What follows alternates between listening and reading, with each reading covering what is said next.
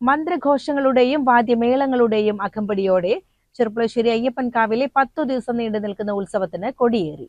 തന്ത്രി അഴകത്ത് പരമേശ്വരൻ നമ്പൂതിരിപ്പാടിന്റെ മുഖ്യ കാർമ്മികത്വത്തിലാണ് കൊടിയേറ്റ ചടങ്ങുകൾ നടന്നത്.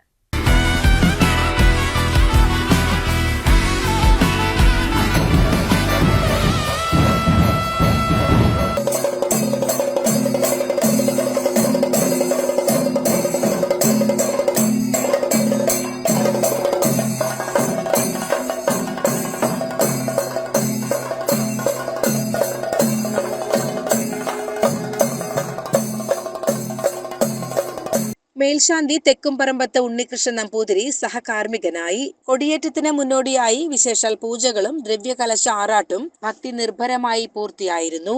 ഒന്നാം വിളക്കുത്സവ ദിനമായ വൈകുന്നേരം വാദ്യകലാക്ഷേത്രത്തിലെ വിദ്യാർത്ഥികളുടെ സോപാന സംഗീതം, ഇടയ്ക്ക എന്നിവയുടെ അരങ്ങേറ്റവും നടന്നു.